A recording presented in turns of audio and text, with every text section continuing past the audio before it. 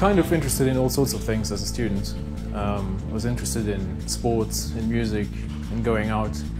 I happened to be naturally relatively good at mathematics and science, so that's what I mostly chose as subjects to study, because I find it interesting, and also it happened to be relatively straightforward to me.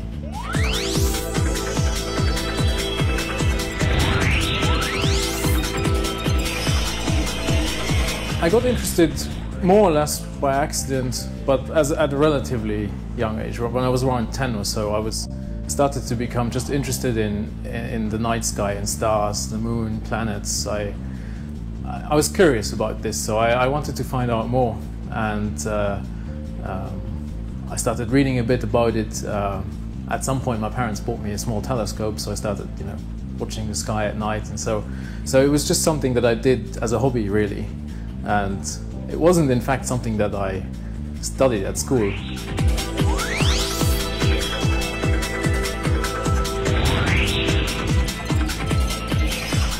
Mostly because science helps you understand things.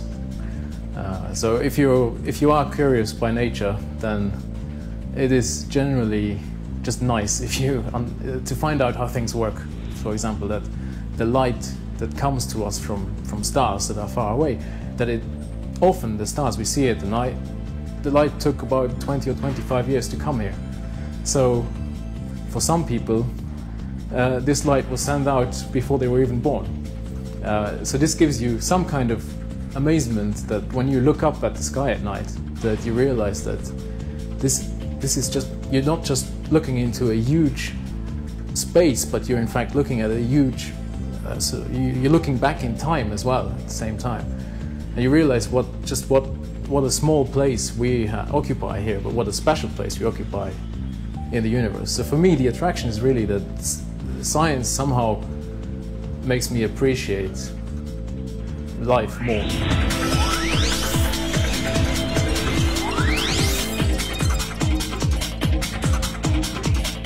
Without science, the world would be so much different, so much more basic.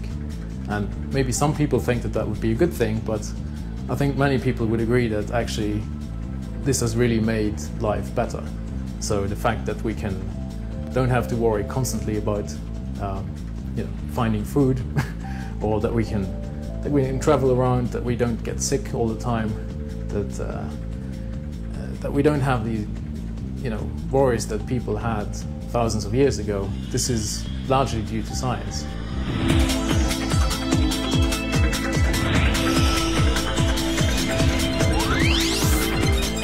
Studying science takes a bit of time.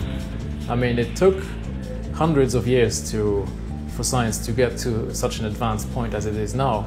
So you have to realize that obviously it will take a few years to try and go through all this development again for yourself. You have to be slightly patient before you will get to sort of the edge, the frontier of science. But nevertheless, even this process is full of discoveries. So yeah, my advice is that if you like it, you should do it, and you should stick to it. You shouldn't stop at the first hurdle.